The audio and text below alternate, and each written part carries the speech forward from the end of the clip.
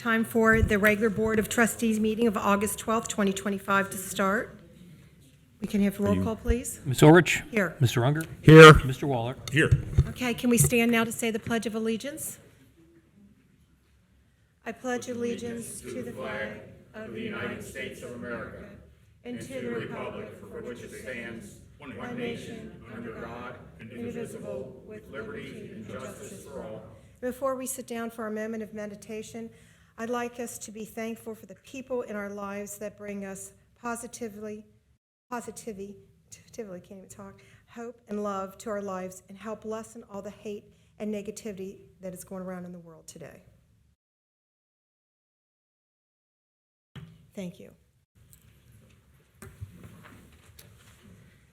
Okay, we have some approval of minutes. Thank you, Board. I would recommend a motion for the approval of the minutes from the Board of Trustees meeting held July 22nd, 2025.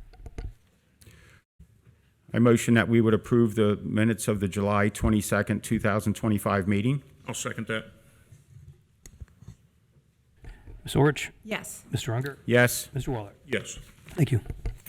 Thank you. Okay, we have public hearings. Yes, thank you, Board. Similar to other items like this is a public hearing related to BZA case ZCE 25-7. Will be declaration of an abandoned sign at 2539 West Galbraith. And I would recommend opening the public hearing. I'll motion to open the public hearing on BZA case ZCE 257, declaration of abandoned signage at 2539 West Galbraith. I'll second.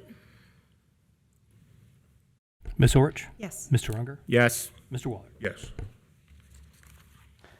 Just a quick background on this particular case. The address of the signage is 2539 West Galbraith.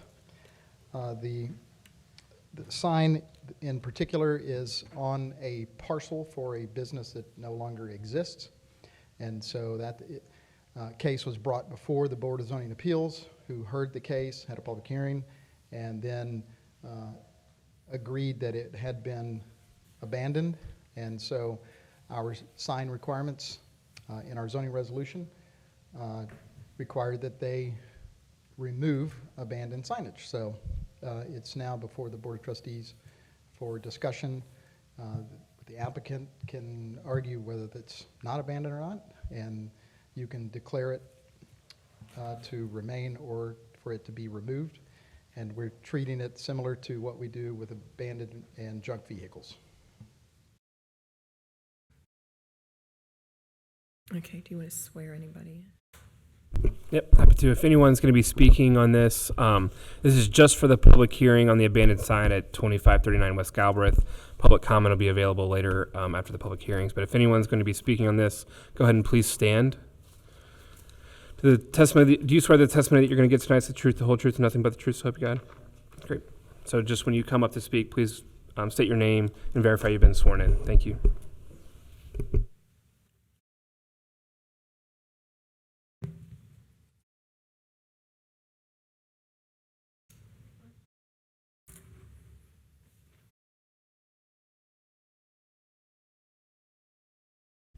I just want to share that, and I'm going to use the Creamy Whip as an example, that sometimes when we take down these signs, we're actually creating the appearance of more blight than currently exist. So the Creamy Whip sign, we went through all this trouble and time and expense of employees to have these signs removed. We're paying a contractor, and we likely won't get paid back for that for years. And so I wish there was something in your sign code that made the determination that with or without the sign, what would be more detrimental to the community. Excuse me, I feel like nobody's listening. Can you hear me okay, Dan? Oh, I can hear you just fine. I was taking notes. Mr. Waller, do you hear me okay? Okay. So what I was saying was sometimes when we remove the signs, we actually make the blight look worse. And so I would like you guys to please, when you review these sign things, think about what it's going to look like if you order the abatement, because in some occasions, it does make it look worse rather than better. And it makes us look more vacant properties. And sometimes the signs aren't bad in themselves, but I'd rather see that sign there because I think that's a selling point to potential buyers or renters, because they see an existing sign, working sign, then they can put their sign in it, you know, kind of like staging a property. But when it's vacant, then what do we do with the poles? All these poles that are up, are we removing the poles too? And that is an extra expense for getting the property rented or sold. So I would ask that you consider that on each sign that you order abatement for, if it truly is an aesthetic detriment to the community, or whether removing it will actually make things look worse. Thank you.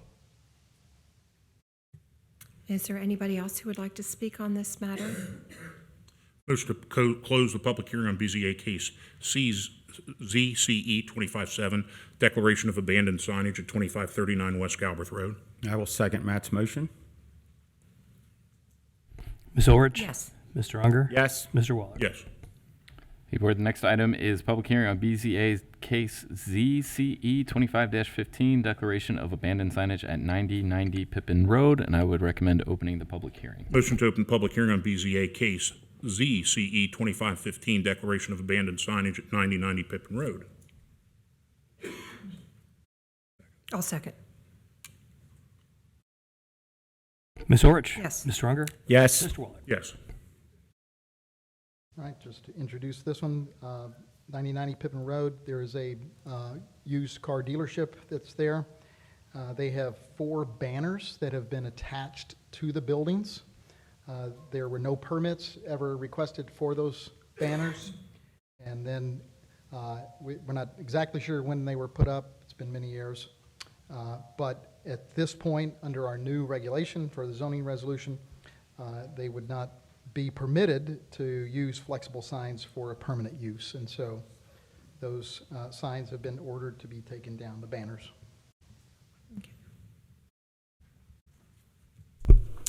Again, this is going to be anyone that's going to be speaking on the 9090 Pippin Road hearing. Anyone going to be speaking on that? I'm going to have to swear you in. Do you swear the testimony that you're going to give is the truth, the whole truth, and nothing but the truth, so help you God? Do you mind just please stating that you've been sworn in when you get up there, please?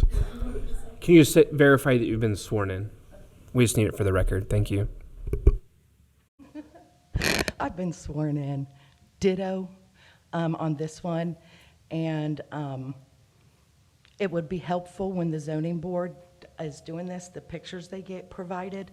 There's so many signs on that lot, you don't know which one they're even talking about. So it would be helpful for the public to know which sign in that picture is the offending sign, but ditto. And for the record, so I don't have to bother you again and be sworn in again, it's ditto on the next one.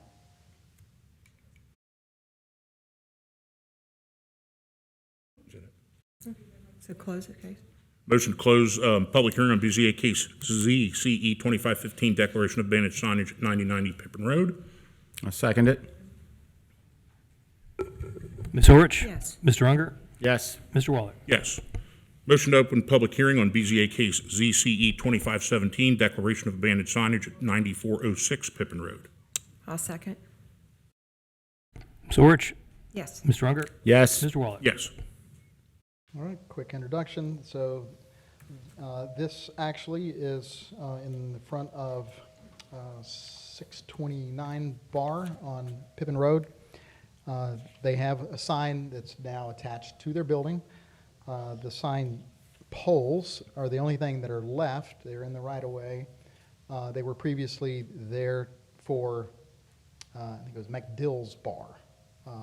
So those signs were taken, the cabinet and the sign in the face, they were all removed by the new owner and operator of the bar over 2 years ago. And so now we just have poles sitting there. And so these are abandoned sign structures.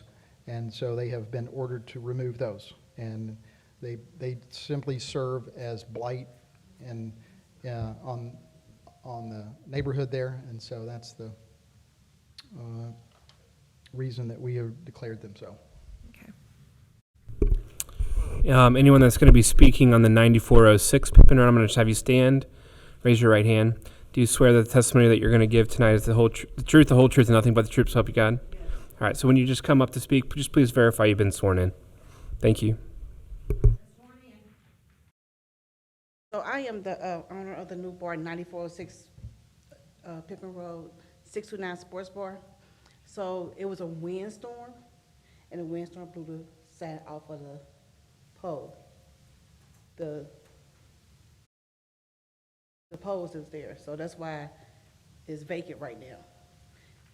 I'm in the process of getting new signage for it, but I haven't got around to it, so sorry. So that's where we at. Okay. Oh, we don't discuss anything. So we will come back. I'm sorry, we will come I'm back sorry, later this in is the your meeting. term, Oh, okay. I'm sorry. I'm so sorry, yeah, no problem. If you Okay. could hang around, we will discuss that issue when it comes up. This is just the public hearing part of So it. this is just of it, Chance for people to speak.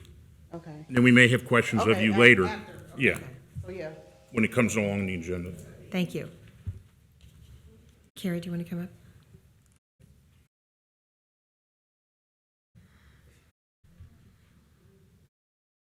We had a public hearing the other day. Mr. Conover, I think you need to swear, Ms. I Davis. swore in. I was sworn in. Yep. I stood up and swore Okay. in. I'm sworn, okay? But I just wanted to use this as an opportunity. If you look at those pictures, you know, I thought it was the sign posted on the side of the building. I didn't know it was for the sign hanging down, but there were two signs and then there's empty signs. So this is a great example of why I asked that they circle the signage problem that, you know, they're complaining about. But I want to make a comment on this public hearing thing, because when you had the public hearing involving Joseph, you did engage him.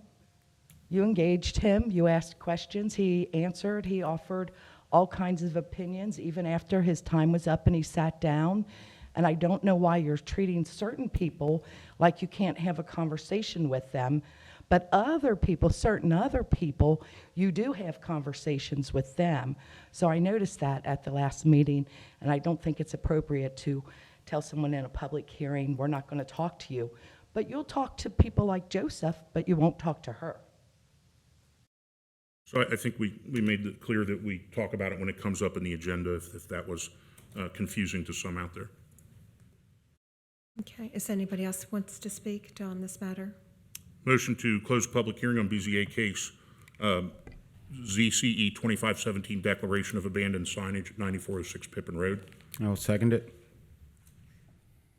Ms. Orich? Yes. Mr. Unger?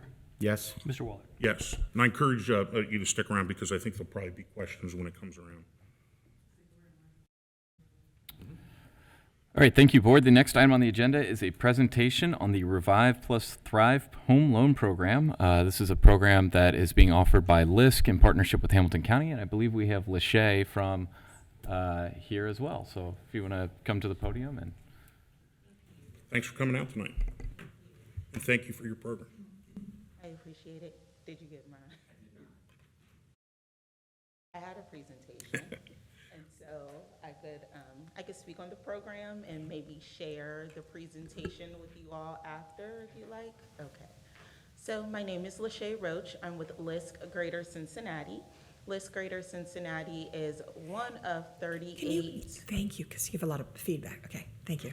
How about now? Perfect, thank you.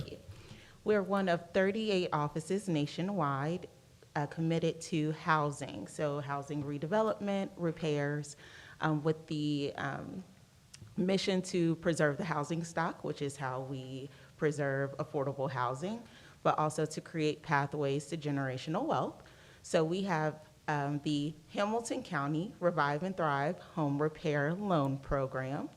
This is a loan program targeted to homeowners in participating jurisdictions throughout Hamilton County, Colerain Township included. It is benefited or funded through a $2 million investment from the Hamilton County Board of Commissioners. The loan would be $5,000 to $25,000, depending on the homeowner's eligibility to repay. Homeowners must be at 80% of the area median income or lower. So we serve low to moderate income homeowners. An example of that would be a household of one would be about $62,000. You make $62,000 or less. A household of three would be roughly $80,000, $80,000 or less. And those items are outlined on our application as well. Some general eligibility, including location, would be a minimum credit score of 560, so a FICO score of 560, between fair and poor-ish. I'm gonna say fair first. We're also looking for homeowners who have either homeowners insurance or a quote. We do understand that some insurance companies will not provide insurance if there are areas of the home that they feel might impact your policy. So we will take a quote, and then we are also looking for homeowners who are current on their property taxes or on an approved plan. So we will work through with each homeowner to determine what their needs are. This is a full supportive service program, so each homeowner would start by calling 211 if you don't take anything else from me today. 211 is going to be your starting point. After you answer a few questions through the 211 helpline, they will send all eligible homeowners a link to the actual application so the homeowner can get started right then and there. Our intake center, working in neighborhoods, which is a HUD-approved housing counseling agency, will help each homeowner with their application. So we know with federal funding, there's generally a lot of documentation. We want to make sure each person feels supported. So once that application is finished, Working in Neighborhoods would take that and submit it to Warsaw Federal. So Warsaw Federal does all of our loan servicing and underwriting. It is local to the Cincinnati area, and this is strategic. We really hope that county residents feel supported having a banking partner right in their backyard. The loan interest is 2% fixed, that does not change, up to 10 years repayment. So that does not change at all, and all of your servicing, again, is done through Warsaw Federal. Once Warsaw does your underwriting, Habitat for Humanity of Greater Cincinnati will serve as construction manager. As the homeowner, you do not have to lift a finger to find a subcontractor. Habitat for Humanity will see the work through from start to finish. Once repairs are completed, you'll sign a repair agreement, a client satisfaction letter with Habitat, and then your repayment starts 75 days after loan closing. So to be clear, you could still be in the repair process, which is totally fine, but we just want people to understand that that repayment starts 75 days from closing. Any questions for me? Is there a prepayment penalty for paying the loan off early? No, there is That's not. nice, because if somebody No. wants to fix their house up to sell, they're not going to be penalized by taking out the loan and, No, there is no penalty. Okay. Now, I will say we don't move past a second mortgage. So if you do have a second mortgage on your home, that could impact you from Okay. being qualified. Okay. Now, some people do have a forgivable loan on their second mortgage. That's fine. We will look through that process for you and say, okay, we're willing to step in to that third position, but just to add more to your statement there. No penalty for repayment. We won't move past second. okay, and how long does the loan process usually take?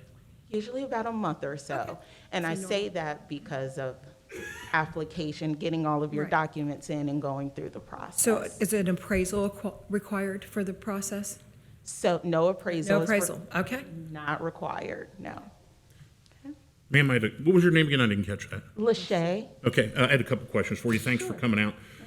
Things that I wanted to highlight that you did say that might be of particular interest to folks is that if you're uninsurable because of, it can be as small as like a handrail or something, I think, Isn't that an FHA requirement? Well, it's not FHA. There's a large organization that if you've had too many claims on your house, you Okay. cannot insure your house. But if it's you're an not correct. improvement, if it's an improvement that needs to be done to bring you up into insurance. That's what I was gonna say. If You it- just get the quote and you guys are in business, right? Yes, Bad correct. roofs, electrical boxes, knob and tube wiring. Okay. Those are some things where insurance companies will not insure a house. So that was the same question as if Yeah. you take out and take out the knob and tube wiring and put updated electric, then you could probably get insurance on your house. And the other thing, I want, that you mentioned I wanted to stress is that it's real hard to find anybody to do work right now.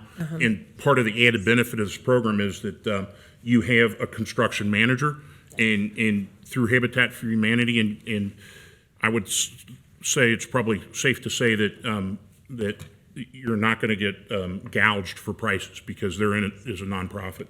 Exactly. Would you say that that people should apply now? You said $2 million. I imagine that's going to go pretty quickly. Yes, so I do encourage all homeowners who are interested to contact 211 right away. 211 is 24 hours, 7 days a week, 365 days out of the year. So if you're laying there and you hear your roof leaking, that's a great time to pick up the phone.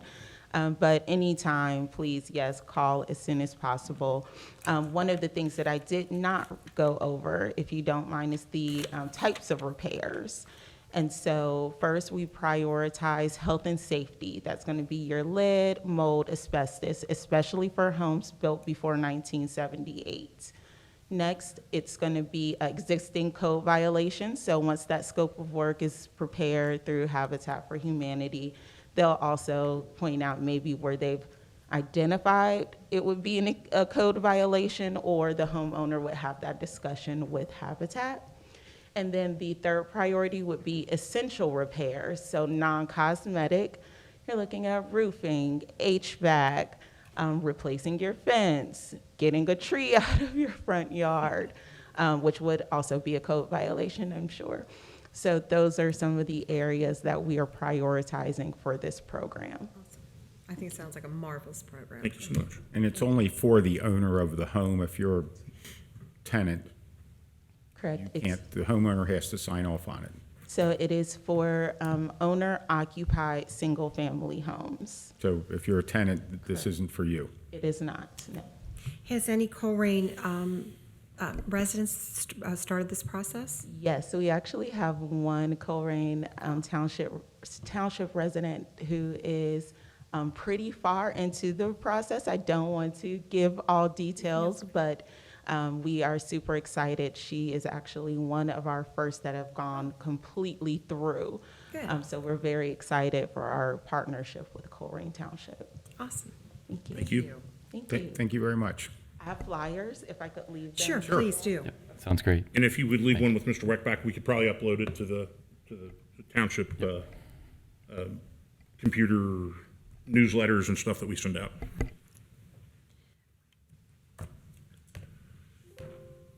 Okay, now we're going to move to citizens' address. And I just got a note here.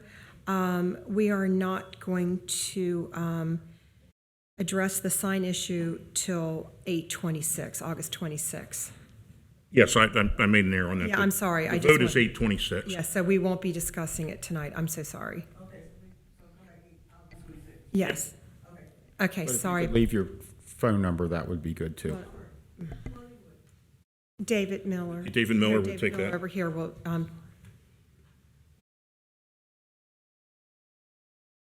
But thank you. And I apologize for that. That's my fault.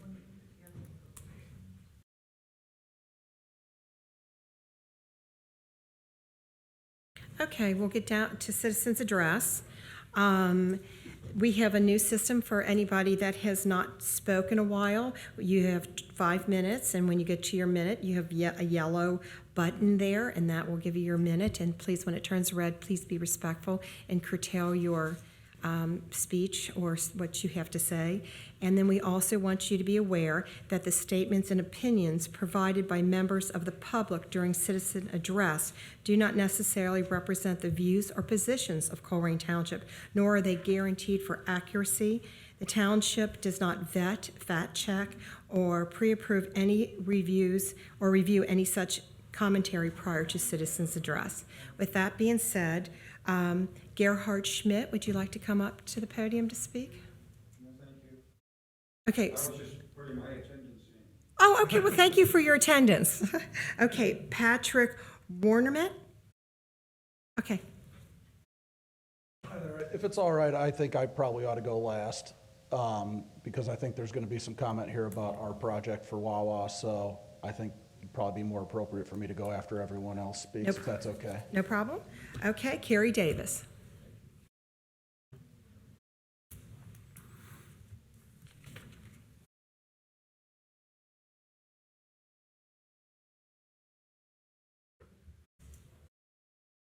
I'm going to talk real briefly about a few things. I'm concerned about the park hours discussion that's coming. I do not believe our park hours should change dawn to dusk like everybody else in the world is appropriate. If you're concerned about the vandalism, I suggest you have the police be locking up the parks and monitoring the parks, and you put in some security measures. Also, you guys at the last meeting approved an appraisal for Dravo Park. There's been absolutely no public discussion whatsoever on why you are getting an appraisal for Dravo Park. I would like to hear an answer today, albeit in my car. The third thing I'd like to talk about is you are currently advertising a public hearing, and you're advising the public that if they want to see the documents, that they can come in from 8 till 4. And I did take my granddaughter off the playground to come in and see those records because they were not available online, which I thought was peculiar. And I was very disturbed to learn that that's fibbing. Those records do not exist. They have no records for anybody to review, and you're trying to use that as your time for public notice when that time is for people to come and see what's going to be proposed and to prepare for the hearing or meeting coming up. And you guys are falsely advertising. Those records are there, and they do not exist. The way they treated me in records today was a real hoot. But anyway, so now let's talk a little bit about Wawa. And I am asking you all, because according to the statutes and according to our code, any person on the board, employee, or anybody who sits on the zoning commission has the authority to bring a work site being developed back before the trustees or the zoning commission.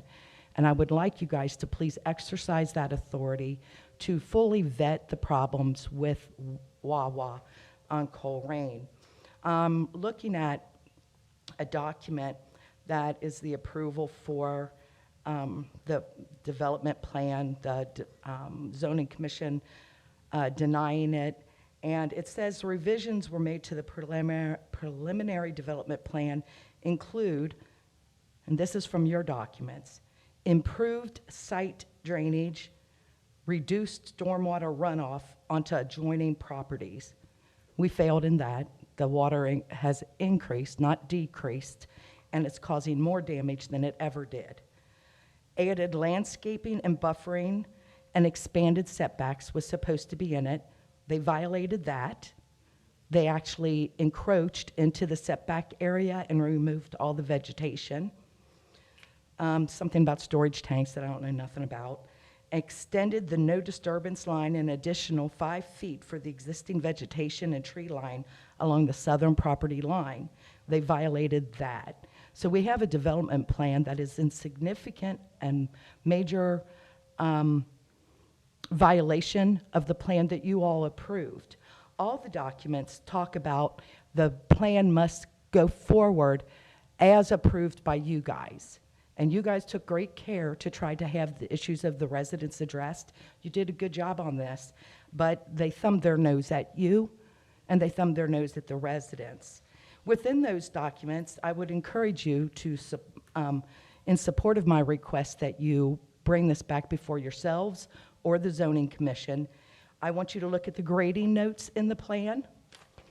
This is part of the required plan. So when Mr. Miller says that's not our purview, it most certainly is. It's in the grading plan. I also want you to look at the notes and demolition notes in the plan that they submitted to you that you guys approved. You said, okay, we'll let you do this, we'll let you do that kind of thing, but they thumbed their nose at you and told you to jump in a creek and the residents to suffer the creek. Also, in your code, I want to point to section 4.5.3 approval criteria. And please pay attention to review of minor modifications and review of major modifications. Oh, and I forgot to say, I was really disappointed to learn, I was so excited that this request for the zoning commission and to do a modification, they're actually asking for more discretion. I think we've got a pattern of conduct in our zoning department that indicates we need to tighten the reins, not loosen them.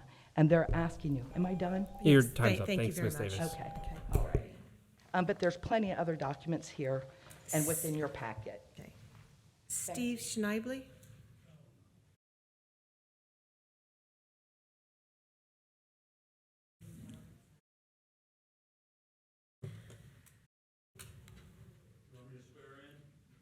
This is not a public hearing. This is citizens' Welcome address. back. Oh, you remember me? Hi. I was gonna start the timer, so I know. Steve Schnebley, 4296 Rayanne Drive. I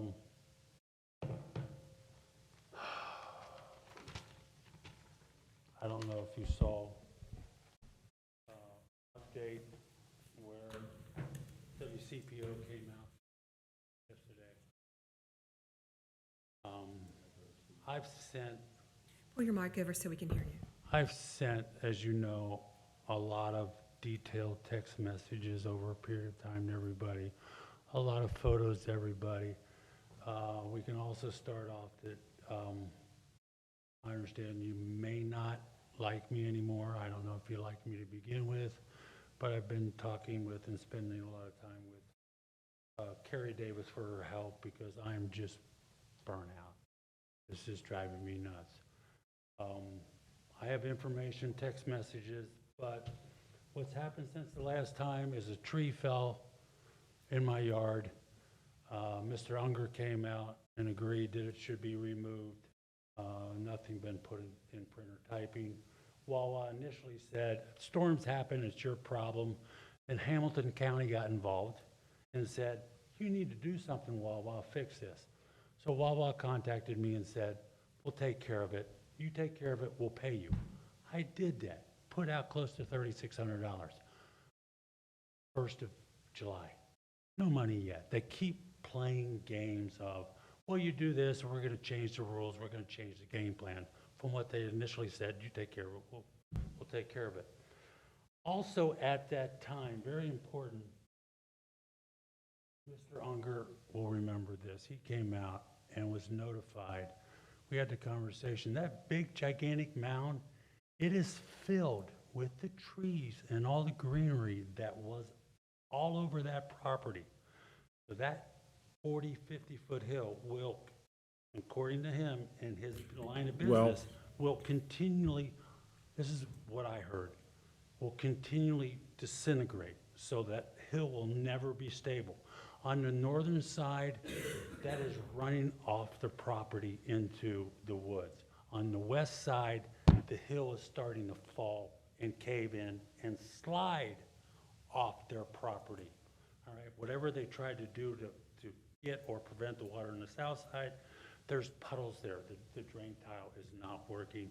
The drains are still surrounded by straw bales that the water doesn't even go to it. The property line has all the straw that what's it gonna take, a year to 3 years to disintegrate, and then we're gonna have the same more or less problem? Anyway, and I do have the conflict with Mr. Miller saying that it's out of the zoning preview. But I also have email from Hamilton County asking Wawa, where is the documentation from the zoning commission for the changes? Okay? It is there, trust me. So to end before the time comes up, nothing's been done to this point. I don't know what's going to be done in the future. But on the bright side, I think Rumpke's the highest mount point in Hamilton County, and I think this hill will be the second highest. So maybe a recommendation for Wawa, we can't get rid of it and you're not going to do anything about it. Why don't they build a path with there's stairways up to the top of the second highest place in Hamilton County that they can put picnic tables and eat the Wawa food. Thank you for your time. Thank you. Hey, Patrick? Good evening, Patrick Warnett with Wawa. A couple of things. I did find out today that, so we print checks on Wednesdays. The check is being printed Wednesday and overnighted for Thursday delivery for the $3,600 that Steve mentioned there. So that is done. And then I think at that point, there's a stump from the tree that fell over that needs to be grinded, and at least according to email, Steve is okay with us entering his property at that point to remove the stump once he has the check in hand. Okay. Okay, That's the way I understood it. If that's wrong, obviously, we're not going to go on his property without his permission. The mound is permitted through Hamilton County. The township does not regulate earthwork. Hamilton County does. We have a permit. There's not a whole lot more I can say about that. Same thing with stormwater. Township doesn't regulate stormwater. Hamilton County does. We have a permit. They have inspectors that come out for earthwork very regularly. Anytime there's been any sort of issue or something that needs to be addressed, we do it very quickly. In the springtime, we had a ton of rain, and we didn't have grass growing on the hill yet, so there was some runoff with, some of the sediment and stuff ran off site, and we went out and did extra erosion control measures, put in another layer of silt fence and various other things to do the best we could during that really rainy season, and I don't know what else anybody might want to hear, but I'm certainly glad to answer any questions about our project. We're about 2 months from grand opening, so we're getting close. Madam Chair, can we extend him over to maybe the administrative reports? I think we can ask him up for questions. We might have questions to our trustee report. Or administrative reports? Okay, or administrative, okay. Is that fine, Mr. Connor? Okay, Do we need a motion, or can we just? I think you can invite him up if you'd like. okay, thank you. Okay, so we'll be back with you in 30 seconds. Okay, anybody else want to come up to speak that didn't sign one of our forms?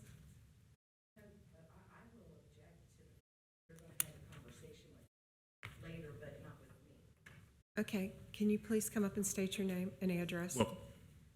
We're still on citizens address. Thank you for allowing me this opportunity to speak. My name is Jill Kiger, and I live at 4330 Ray Ann Drive, and I have been greatly impacted by the mud mountain, behind my home.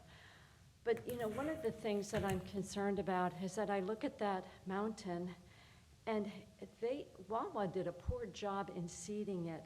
Like, there is a lot of bare areas, and I wish they would come out and reseed it. That's my concern, because when we opened our pool up in the summer, it was filled with mud. And so we burned out the motor, trying to clear the mud, had to, eventually we drained the pool. But we couldn't get rid of all the mud, so we filled the pool back up. But once we cleared the mud problem, then the mud had a ton of algae in it, and it was just such a problem.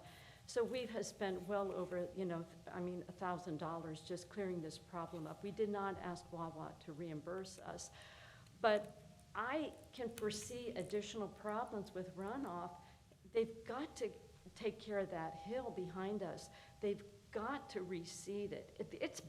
There's bare spots. They did a terrible job. I'm very, very disappointed with them.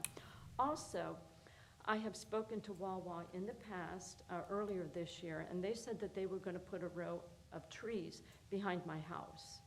And so they were thinking, well, that'll help with the runoff, that'll help, you know, with the mud and whatnot. And so I'd like to see those trees, but, you know, a lot of things said verbally, but nothing's really tangible yet. So anyway, I just wanted to say that, and I thank you for Thank you your for coming time. out and saying Thank you. something.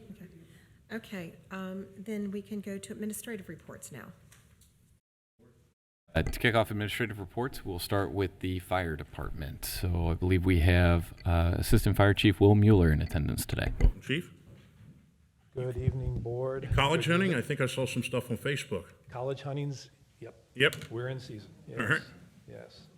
Well, good evening, and good evening to everyone here in attendance. My glasses off here. So, administrative report for the fire department. During the month of July, your Colerain Fire and EMS responded to a total of 1,060 emergency incidents. That comprised of 868 emergency medical service calls and 192 fire-related calls.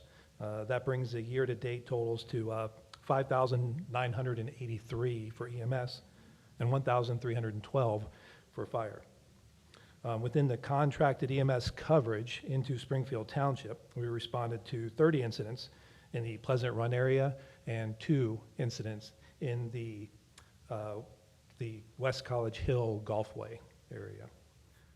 And those numbers remain consistent with call volumes that we've seen month to month. 2 significant fire events occurred in July that are worth noting in this particular report period. On July 23rd, a fire at 4600 Pool Road resulted in an estimated $70,000 loss. And on July 29th, a more substantial loss of $246,000 was recorded on Regal Lane. No technical rescues were reported for the month of July. So now the estimated fire loss for July totaled $316,000. Despite that, the cumulative property save rate for 2025 fiscal year remains nearly 73%. The total property value saved in 2025 so far stands at nearly $9.2 million. So response performance continues to meet department benchmarks. The average response time for the first unit arriving on scene in July was 5 minutes and 6 seconds, which was a slight improvement over previous months. Notably, nearly 73% of incidents saw a first unit arrive in under 6 minutes. These metrics, again, continue to demonstrate our ongoing commitment to prompt service and delivery of response efficiency. So, in addition to our response data, I'd like to report that we celebrated the retirement of firefighter-paramedic Tony Lang last week. Tony was a 20-plus year firefighter-paramedic for our organization, with his years of service demonstrating his commitment not only to the fire service, but to the residents of Colerain Township as well. An interesting fact about Tony, his son, Caleb, has been selected as a recruit candidate for our upcoming recruit class. So the Lang service will hopefully continue in the Colerain Township area for years to come. Nice. Additionally, we'd like to announce the upcoming retirement of our fleet manager, Mike Adler. That'll be effective August 31st, 2025. Mike has dedicated 27 years of outstanding service to our organization and the Colerain community. Throughout his tenure, he's been an invaluable asset, ensuring our department and public works vehicles remain in peak condition and ready to serve. So to honor Mike's years of dedicated service, we'll be hosting a retirement luncheon on Friday, August 29th, from 11:30 to 1 p.m. at Station 102, which is 3955 Generation Drive. More information will be forthcoming, but please join us in wishing Mike and his wife, Nancy, all the best in their next season. Lastly, we'd like to highlight one of our key community risk reduction initiatives. As many of you know, Chelsea Gehring joined our department about 2 years ago as the region's first full-time community paramedic. Since then, she has been instrumental in bridging social gaps in healthcare by connecting residents with necessary and vital health resources. One of Chelsea's most pressing challenges has been addressing the issue of older adult falls, which is currently our leading cause of emergency service calls in our community. Not sure if anybody knew that, but nearly 15% of our run volume for EMS are related to older adult falls. So to address that issue at its root, we applied for and received AARP grant funding. We have been blessed by this funding now for 2 years in a row. These grants have enabled Chelsea to implement a free grab bar installation program for residents aged 50 and over. Alongside those installations, Chelsea also provides home safety assessments, medication reconciliations, and personalized education on fall prevention strategies. The second round of that funding began in June of 2025. And just since June here, in the last several weeks, Chelsea has installed nearly 30 grab bars, and she's got 18 more scheduled in the coming week. So what has this done for our community? Early data shows that the program is having significant impact. We measured repeat 911 utilization for individuals before the grab bar installation and then after the installation, and found a near 90% reduction in repeat falls for those individuals who had the grab bars installed. One individual in particular had 12 falls 6 months prior to implementation and 0 6 months after. I'd like to take a moment and read a timely email that came in just today from one of our residents who was a recipient of Chelsea's service. She says, I'm a resident of Colerain Township. I recently read about the grab bar grant program to prevent falls. I reached out to Chelsea Gehring, and she came over to do a house safety check, provide a folder of great resources, and scheduled my safety rail installation day. I suffer multiple sclerosis, so any extra safety measures are truly appreciated. Chelsea came this morning with firefighters on the ladder truck and installed 2 grab bars close to the shower in my bathroom. I really appreciate the Colerain Township Department of Fire and EMS for offering this program and for the extra protection from falls in my home. That's why you're #1 in the state of Ohio. And I want to compliment everybody for a wonderful open house for ribbon cutting for Station 26, which you had a call during the, we were cutting the ribbon. So shows how needed that station is. Yes, so thank you for that. So this heartfelt message here shows the real-world impact that Chelsea's program has, and we're deeply grateful for her work and commitment and dedication. So if anybody would like information on that programming, they can reach out via our website, or they can email fallprevention@colerain.org, fallprevention@colerain.org. And what's the phone number? That's going to be on the website. Okay, in case Yes. people don't have computers. Yes, yeah. I didn't pull up her number here. Okay. But yes. No problem. If you call 385-7500, we can direct you. There you go. Thank you, Administrator Weckbach. And That concludes the administrative report. and one of our residents that's here at the meeting was asking me about the old fire station and the new one, and I told him if he was interested in seeing it, we could make that happen, and it would be that gentleman sitting right over your left shoulder. Yes, sir. So Absolutely. if you want to talk to him and take him over there and show him what we're doing, it's a really nice new facility. Be happy to. And Chief, thank you for recognizing Mr. Adler. Over the last 6 years, there's been times when we're like, well, we really need to buy this new, and the administrator, whether it's Mr. Weckbach or Mr. Mills, would come back and say, well, Mike will work his magic on that. And he's certainly going to be missed.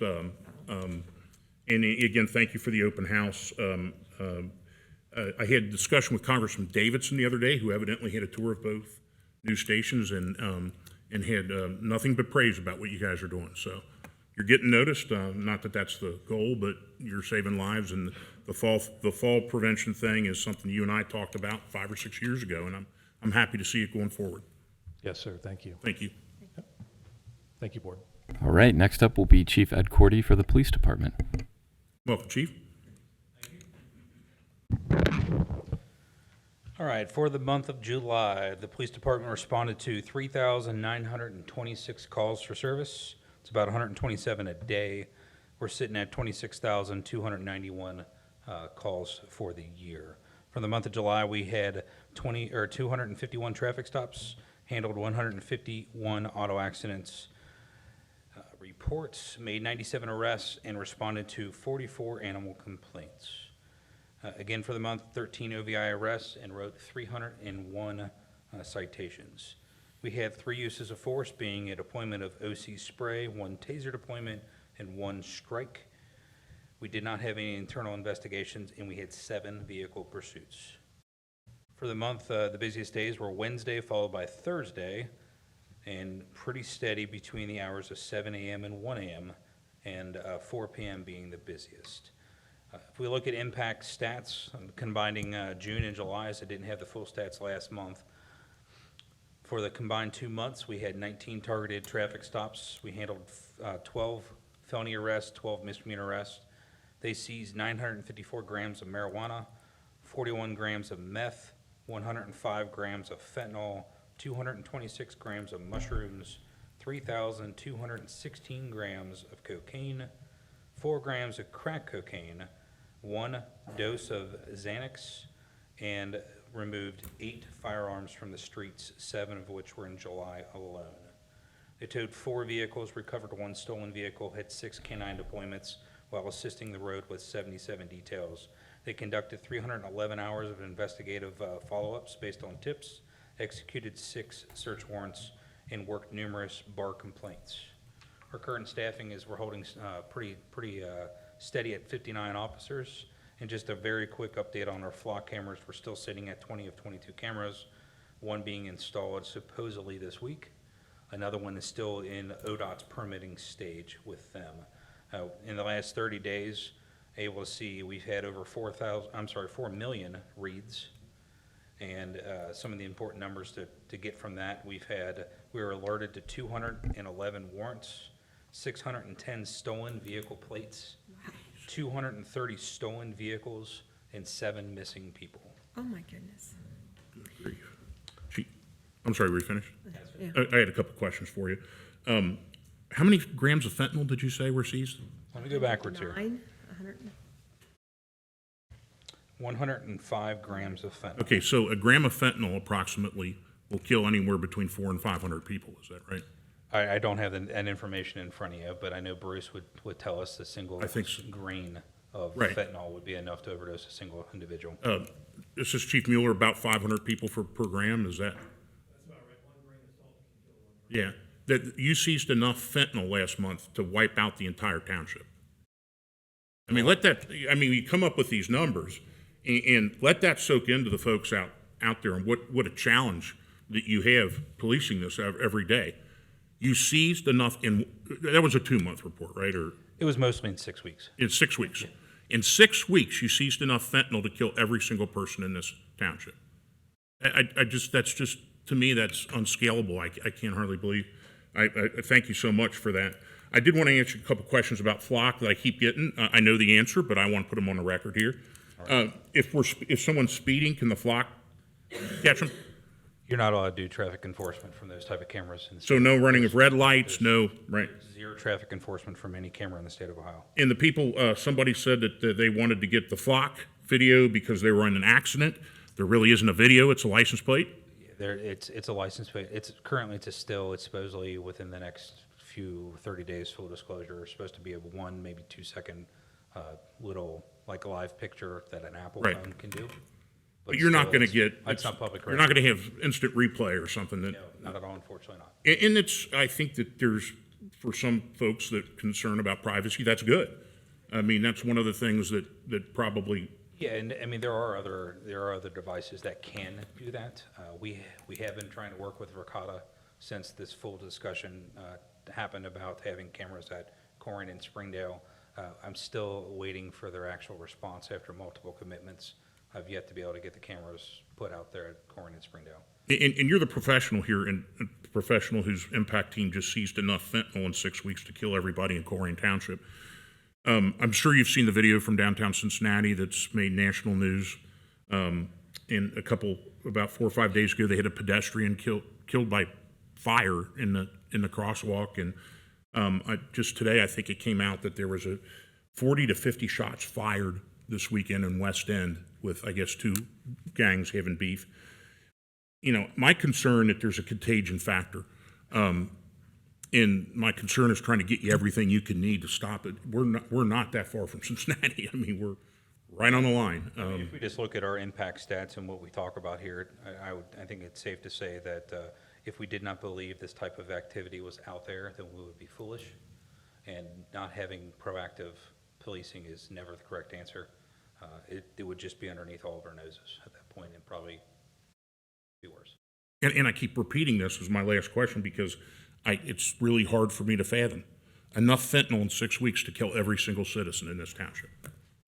That's it's really hard to even imagine. But I thank you so much for everything that your force is doing, and thank you so much for having that impact team and all the men and women of the force out there.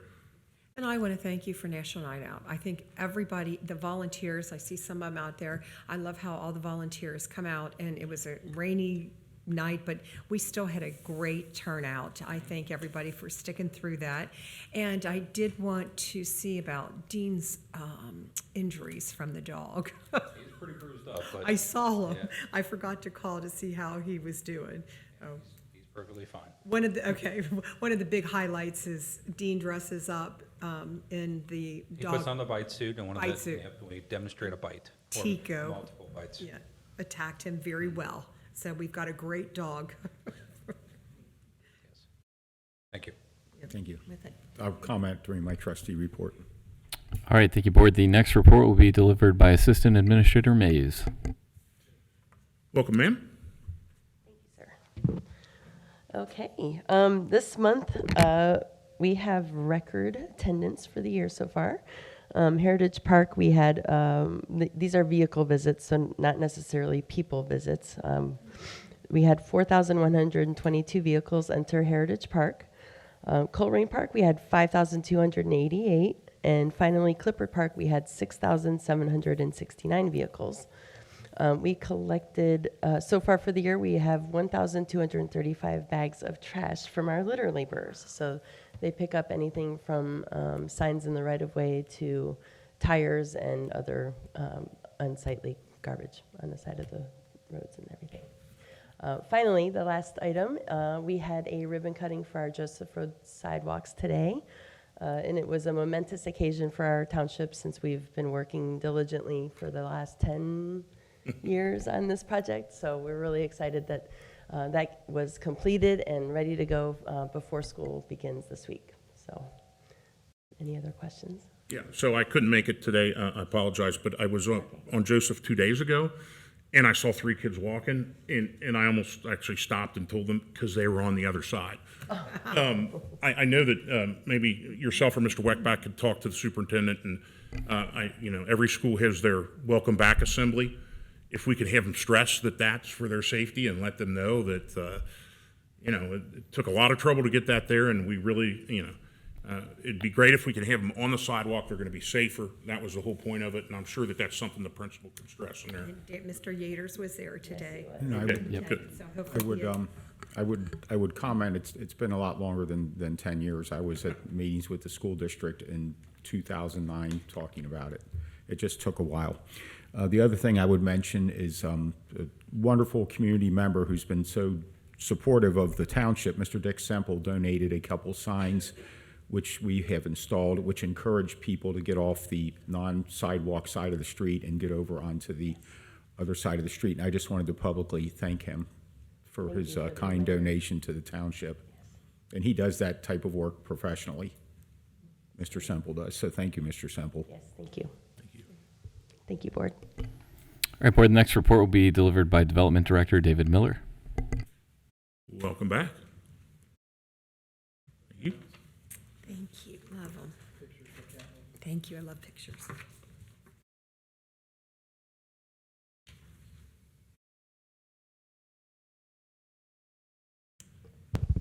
I would just want to make a note as well about the sidewalks. It was a long time coming. We had a study, a very detailed study of all of the sidewalk deserts in the community. This was one of the highest rated areas where we did not have a path, and the students from Colerain High School were required essentially to walk in the street or the mud. And so we had made an attempt some time back and just couldn't get everything aligned. And just to make sure we correct the record, the trustees have always supported sidewalks on Joseph Road. There was a comment made recently that they they were against them, and I know you have always supported it. There were just other factors that needed to be aligned, and so we got there. And so, again, it's another segment. It's 1 mile along that road. It's very heavily trafficked, and so I think it's going to contribute to some much safer walking for not only students but pedestrians, even from Kissel Park. And again, really appreciate their support. So July development progress, we had a total of 74 zoning applications. That we had 9 BZA cases, as we saw recently. Tonight, we discussed the signage, but we have 6 new single-family homes that are being built. We had 11 solar projects in the township. We had only 4 commercial, but we had 53 residential applications. So 74 is a lot. It's very busy. Summertime is when people are working on their homes and it's when the weather is amenable to that. So any questions I can answer for you? Thank you very much. Keep it up. Thank you. All right, thank you, board. For my, well, there's one more report, actually. Communication specialist Tracy Naren talking about good news. So we're going to see if we can get the video to work properly this go around like we've tried in the past. I've got some wild eyes on that, so please. You can leave it just like that. It'll be fine. Yep. Crazy eyes. For the good news. Yep. So we work with a number of media partners to get some of our good news out there, of course. And so this is just a sampling from the past month or so of good things that we've been doing here in Colerain Township that people outside of the township as well as inside have noticed. Colerain High School will now have a safer walk to school. There are now sidewalks on 2 common cut-through areas. Pippin Road and Joseph Road were identified as sidewalk deserts. It was estimated that more than 100 students would walk on the shoulder of a busy road to get to school, and the total cost of the walkways was over $368,000, but this was fully covered by grant money from Hamilton County and Metro. Colerain police say they in fact arrested 21-year-old DeAndre Bergen and 29-year-old Danzale Ferrier on burglary charges. Officers say they responded to a home on Work Road on June 4th after a homeowner reported his house had been broken into. He reportedly told the suspects told police the suspects in fact stole money, jewelry, and guns estimated to be worth more than $10,000. Now, if Bergen's name sounds familiar, that's because just last week we told you he was arrested for pistol whipping a man during a robbery in West Price Hill. Money from the loan program comes from the Hamilton County Commissioners through federal and private dollars and is designed to be accessible to homeowners with difficulty qualifying for traditional loans. I think it's going to be a first come, first serve. So if residents of Colerain get into the hopper first, they've got a better shot at getting the funding before it goes elsewhere. Township Administrator Jeff Weckbach says the list of qualifying repairs is wide-ranging. If they have roof issues or heating and cooling issues or whatever that might be, this is a great way for them to be able to make that sometimes large capital investment, but at a low rate. Depending on the homeowner's ability to repay, loan amounts range from $5,000 to $25,000 with a low interest rate of 2%. Iconic part of the Northgate Mall officially coming down. Demo work on the former Sears building will be starting tomorrow. Developers, they're going to be clearing the site, preparing for a redevelopment project. Now that building, it's been empty since 2018. Colerain Township bought it back in 2023. They plan to bring a mixed-use development to that very site. We took a ride with community paramedic Chelsea Gehring on her way to the Garrettons' home in the neighborhood. She has played a crucial part in rolling out this program. Chelsea provides on-site education about future fall risks and does at-home assessments. Grab bars help people stay on their feet in what's called high-risk areas like bathrooms and showers. For neighbors like Jim Garrison, who's fallen close to 9 times in the past year, they've been life-changing. It's helped prevent falls from happening in the month they've had installed in their home. Without those grab bars, literally, I would probably be in a hospital again. He's fallen so many times. He's had a brain bleed and everything. So I am just so thankful. a burst of color stretching nearly 1,000 feet long. This is a large caliber. This is a monster. That monster is called Mom's Garden, an 802-foot mural featuring more than 100 vibrant images from flowers, butterflies, and even peaches. And the mural is making a statement that goes far beyond its size. It's now officially the second longest mural in all of Ohio. Chelsea Gehring is the department's community paramedic. As part of their fall prevention program, she and her team conduct home visits, offering residents a full medical checkup and simple safety solutions that can make a big difference. We look for any medications that can increase a fall. Someone else will pick it up blood as pressure well. medicines or mental health medications. And now, thanks to grant funding from AARP, they're able to install 60 grab bars like these, completely free. It's sturdy, it's safe, you feel safe, you know how to use it, you're more likely to be able to stay home and prevent a big injury. Driving Angels is now urging local districts to sign on. I often remind people, my daughter was sitting at a desk at school at 2:40 in the afternoon, and at 2:52 she took her last breath. It happened so fast. Skep Phelps has turned his pain into purpose. His daughter, Miranda Phelps, and her best friend, Lauren Dietz, were killed in a crash 18 years ago.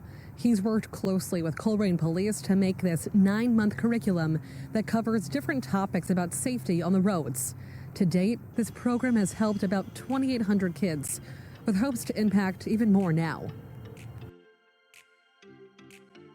So those are just a few of the good news coverage that we've had in the past months. Thank you. Any questions? Thank you. Awesome, keep it up. Thank you. Thank you. All right, board. For my administrative report, I just wanted to maybe walk through a few things because there were some questions raised about documents that are not available on the website. And so sometimes it's good to just touch base for everybody so they're aware. So this is our homepage that you see on the screen here. If you go down to agendas and minutes and click that, it'll take you to this landing page. If you're looking for something before 2019, that's stored a little differently, so that's there. If you're looking for something that is from 2019 to now, you would click this link here. And I'll take you to this page here, and you can search by month. You can click on the exact meeting date. You can go back and forth, see what's upcoming, or you could even do a search. So if you wanted to search the terms Wawa, for example, since that came up, it would take you to a new screen, and you would see any and all meetings where Wawa was mentioned, either in meeting minutes or an agenda item like you're seeing here. And so if residents are trying to find specific information, for example, the development plans that were approved by you all, or the final development plan, like I clicked here, and now we're on 2023. We've got the agenda packet. It's all itemized out here, and you can kind of just click whichever piece of that plan you wanted to look at in more depth. I can't really make out what it's saying from this distance, but this is where all those documents are stored. Interestingly enough, there was a comment also made that at the last board meeting that we went back and forth on a public hearing. Just want to clarify for the record, this is the agenda from the last board meeting. You will see there were not any public hearings on that board meeting. So we didn't treat it any differently than we would in the past. There was an agenda item later on that related to, I believe, the issue at hand under old business. And so that was where you as the trustees had questions related to that old business item and asked those questions directly of the individual. So fair to go on the record for that. And then there was finally a question about Dravo Park. And if my memory serves correctly, at the conclusion of the July 8th meeting, you all actually adopted a motion instructing staff to submit a bid related to Dravo Park and some property that Great Parks has to see if Great Parks would be interested in taking on some of that obligation on our behalf. So just to answer questions and provide some insight, I'm happy to answer any other questions you all may have. But with that, that's my administrative report. So what I'm seeing here is you have debunked everything that resident said. I'm just trying to provide facts and insight into items that are on the website. I know Out of our sometimes transparency portal so that is hard to do. That we have. And you can look up anything on our website, and I'm also proud that our township answers more public records request than any other township or city that I'm aware of. Congratulations, Mr. Baker. Yes. I mean, we are as transparent as can be, and I think you can take half of Ohio and we still that do would work. be my comment on your discussion, Mr. Weckbach. Did you want to ask questions while we're waiting here, Trustee? Yeah, why don't we, if that, Mr. Weckbach, would that be part of your report? Oh, I think if there are questions of the board, it's certainly the prerogative of the board if you wanted to invite someone up for questions that you may have that's in the audience. I would move to invite, I'm sorry. Patrick Warnman? Okay. Okay, I have a couple of questions. Okay, why don't you? Okay, go Come ahead. on up. I was at the Wawa meeting and up at the Wawa and saw the plans, and at no time did I ever see the mound on the previous first plan. And I know that developer went to the wayside and we got a new developer. So we have never approved through Colerain Township that mound, correct? That I don't know, to be perfectly, I don't remember the Okay. sequence of everything. Because I do see the significance of what the residents are talking about. I have driven down there. Is there anything that you intend on doing to placate some of these problems? Sure, we actually are signing a change order to add 20 additional trees that were above and beyond the approved plan, and we still have to put in the 12-foot fence that will probably be one of the last things we do, because we have to, landscape everything, finish paving, all that stuff, so that'll be one of the last things we do, but obviously we committed to doing that in our. Okay, and so there's no way that you have in your plans to reduce the size of that mound or take any of that dirt away? No, there's not. So the concern The comment that was made earlier about some bare spots with the seating, we'll absolutely fix that. Right. So a lot of this stuff is before the project's completed. The thing that really concerns me is the mound, and I don't know the answer to this, but I pulled up your permit with Hamilton County Conservation District on permit letter on December 5th, 2023. And it, obviously in the Colerain Township zoning, the earthworks, it's word for word, earthworks shall conform with the grading requirements of the authority having jurisdiction. Now, clearly, we don't have an engineer, and we pay Hamilton County soil for that. But in this, on page 4, or on item 4, it says the owner permittee is responsible for contacting all other agencies for acquisition of all required permits, licenses, approvals, et cetera, pertaining to this project. Now, again, there's a lot of gaps in here where people can read in what they want.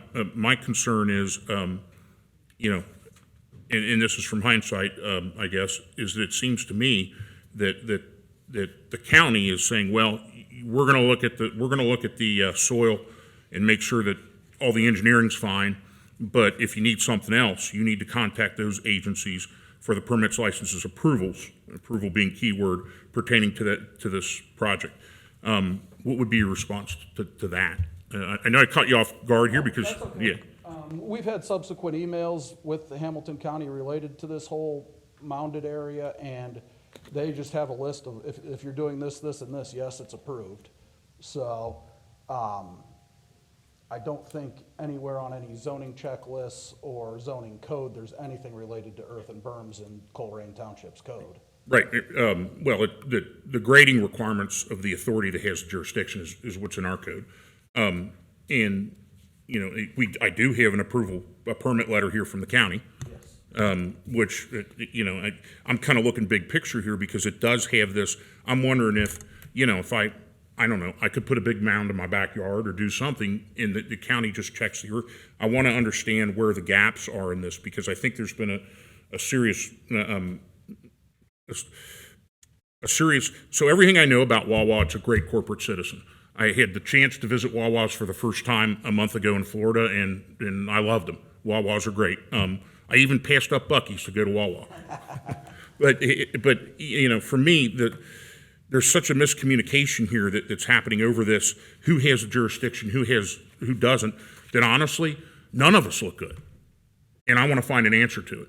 So Sure, and I will acknowledge that the transition, so we own the land. There is Right. no real estate developer. When Unicorp, who was our previous development partner, couldn't figure everything out financially, we took it over and bought the land ourselves. So we own it. You know, obviously, we had to extend sewer here. That was one thing that wasn't Right. totally figured out yet. Right. And a number of other things, including earthwork that, we had to figure out kind of after the fact there. And, like I say, we've got a permit. The Hamilton County Soil and Water has a guy that comes out very regularly to inspect it. I mean, we're not trying to hide anything. Right, here. I We're get that. being, It's become so generous at all. confusing right now that I think the jurisdictional levels, and this is a problem with our system of governments with federalism. I mean, you know, I tell my students all the time, you can walk out of here with a pocket full of drugs, you can be arrested by 4 different levels of government pretty much. School cop all the way up to the federal government, is that sometimes there's gaps. And this gap has created a lot of bad will between all kinds of different people. And my concern is you know, I don't think that the neighbors saying, hey, this is inappropriate, have bad will. I don't think you have bad will. I don't think I don't think the county does. We need to fix it. And that's something that hopefully we can do something for that. And certainly some of the other things are going to be end of projects. You know, I'm not going to come down and say, hey, you don't have the fence up yet. Well, you might need a bulldozer or something to go through there. You're not going to put it up. Right. So that's going to happen. But I guess my kind of plea is to encourage everybody to get this figured out because, man, your places are awesome. I mean, they're clean, they're well-staffed. Every nightmare that was in the back of my head was satisfied by physically going into them. And you're gonna up the game of the people across the street too, or they're gonna have to close down. So I love that you made the investment in Colerain. I look forward to a great relationship with Wawa, but I just want, we need the calmer voices to prevail and figure this out. And sometimes a compromise that everybody loses something they want. So I'm just putting that out there in a general way because I think it would benefit everybody in the room. Absolutely, we agree, and, you know, the tree falling down, whatever, I don't know if it was rain, wind, construction, I don't think any of us can say definitively what made And the I tree followed fall. that email chain, and I understand there was a disagreement over, you wanted them to sign off, and then it didn't say. Yeah, like any, I get that. This doesn't open the checkbook for all Right. of eternity kind of thing. Right. You know, we're happy to pay for the damage and whatever, and all of that. And like I say, I was told today, the check comes Fantastic. out Wednesday and arrives at Mr. Schnebley's house Thursday. So, Fantastic.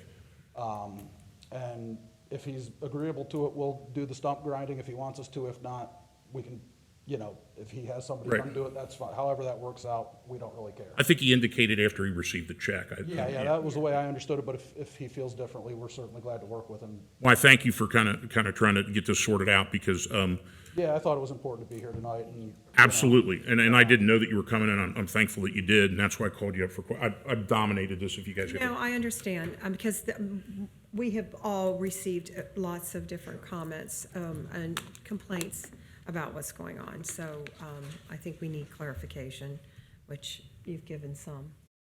yes, like I said, I just received the change order today for 20 additional trees that, you know, when they're fully grown are quite large, so I think that'll give everybody a lot of buffer, and obviously the fence and everything, and we'll absolutely fill in the bare areas on the mound to make sure there's grass and there's not so much runoff. And I would like to comment, to be clear, to go back to when you were with Citizens Address, you applied for a permit with Hamilton County for the earthwork, and that's who you got the permit from, and we do not control that. Much the same way as when you come down 27 from Ross, there's now a big yellow sign warning that you approach a stoplight in a half a mile, and they've done upgrades the intersection, which we have no control over. We have no control over the striping on the pavement. For those unfamiliar with the site, Cly Mower was there for a very long time, and they had 3 very large buildings. So the buildings are gone, so it wasn't wide open cow pasture or anything. There was another business there. And there was another person that said, well, they're not putting up a 12-foot fence. They're putting up an 8-foot fence. So the answer is, We committed to 12. Right, At the and zoning yeah, hearing, so- We've just used Right. as kind of a standard number, and I think Kroger's or somebody else was required to put in 12, and they asked. Right, so that we it's do 12, coming, and, we said, and, sure, and, you know, and that would be the last thing you do on a project that size, and, Easy to damage. you know, I don't know that I would want that mound in my backyard either, but when the fence is there and the trees are there, it'll look different than it does now, and yes, it does need some seed and straw on it, and it just takes a while to establish grass, and we have had quite a bit of rain this summer to wash the seed away, but, and I think months ago, I asked you, how will you maintain that? And you have a vendor that comes around and cuts grass at all your stores, and He's going to cut that mound. I'm confident you wouldn't. I don't know what the total investment is there. I'm sure it's several $1 million, and I'm sure you're going to do your best to maintain your investment. And I've been in a Wawa before too. They are very nice stores, and we appreciate your investment in Colerain Township. Thank you. Yes, I mean, our construction manager, Emily, I think some of the folks have spoken with her and know her, and she is, you know, responsive to some of the things that have happened, and obviously we wish nothing happened, but, you know, spring especially, I mean, this year we had some real doozies of rainfalls, and the timing was Well, the bad best for time to do construction is never, because it is disruptive and it is change, but after the change is done and things are settled down and the site revegetates and people are going in and out, and you provide a great service to the citizens of Colerain Township and all the folks coming down from the north every day. Certainly. We're good. Okay, thank you. First off, Go Mr. ahead and move Wetback, on to, you will not Ms. Davis, claim you are please sit down. debunking me when Ms. you are Davis. not even addressing the issues I raised. Ms. That is Davis. a lie. I'm gonna And motion Dan, for a recess. it is against the law for you to lie about a candidate for office. So when he says he's debunking me and you say he did, Ms. Davis. you are Ms. lying Davis. about Ms. me. Ulrich. And I will not tolerate it Mr. Unger. anymore. Additionally, Mr. you Waller. gave Wawa all this time to talk. You didn't ask not one question of those residents. You didn't ask one question of me. This is not a fair process when you are excluding the public from participating. please remove her from the room. You want to remove me? Sorry, we're still in recess. We'd like to return back to the meeting. We motion to adjourn. Is there a second? Second? I'll second. Ms. Ulrich? Yes. Mr. Unger? Yes. Mr. Waller? Yes. So that's an unfortunate interruption. You know, I hear all the time from people that, you know, that there's a mental health crisis, and where is the help for that? And there's certainly help available. In Hamilton County, and this is a list I'll provide to Helen, you have the mobile crisis team. That's a mobile clinical team to respond to mental health emergencies in the community. You have a psychiatric emergency services team, the PES, and that provides 24/7 services to patients in crisis. Talbert House, the Central Connection, which is crisis stabilization. You have the crisis stabilization for adults and crisis stabilization unit for children. And also, if so needed, the Cincinnati Drug and Poison Information Center.